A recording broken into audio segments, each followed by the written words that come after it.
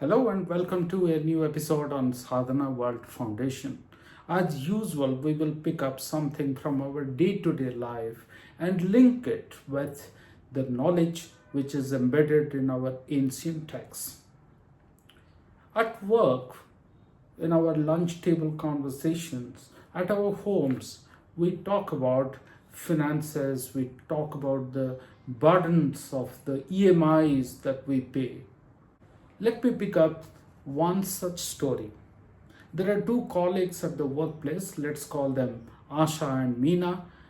Asha earns about a lakh a month, and Meena just the half of it, about 50,000 a month. Both of them are very good at their work. They're all ambitious, they're trying to make the best and to grow further in their career so that they make more money, they can provide better to their families. Asha earns more than Meena. Asha, of course, is trying to fulfill many of her unfulfilled or postponed dreams. She is trying to provide better education to her child. She is trying to improve the living standard of her family. So always she sees that there is scarcity of money. 1 lakh is not enough. She is looking for new opportunities to earn more. Meena, similarly ambitious, is working hard, is looking for opportunities, yet is concerned about the community that she lives in. She volunteers, she helps others. She consciously thinks that there are so many around her who don't have what she has.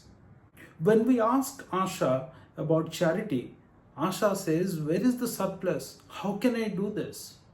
But Meena finds a way. So we ask Meena, "How do you do this?" Meena says, "See, my glass is half full. There is so much more to do, yet I have some fullness in my life. I can share a little bit of that fullness with others who don't have as much as I have." While Asha, think about it, my dear children and ladies and gentlemen, Asha earns double of Meena, but always sees scarcity. She never thinks that she has adequate. Her glass is always half empty. She sees emptiness or shunyata in her life. She is trying to fill that up continuously. She is suffering from disappointment. I decided to think about this and looked upon our ancient texts. I find Upanishad talking about this. Very powerful learning that I came across. It says, "Rejoice in what you already have, than suffering from the obsession to possess it, to possess more and more." So many of us keep doing it, isn't it? So many of us are not happy with what we already have. But our ancient text says that rejoice in what you already have rather than suffering from the obsession of having more and more. Very powerful. So it says, let go of the obsession to possess. It further says, true abundance doesn't come from possessions.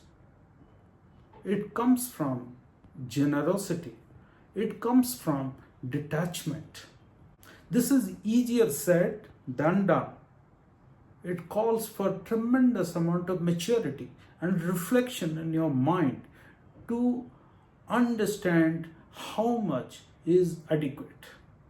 So many of us, like Asha, earning 1 lakh a month, find ourselves inadequate, while a very few are like Meena, who, despite earning 50,000, much lesser than so many others, find no problem in sharing what they have.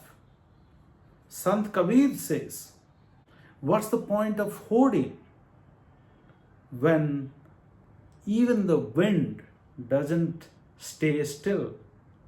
Wind keeps blowing.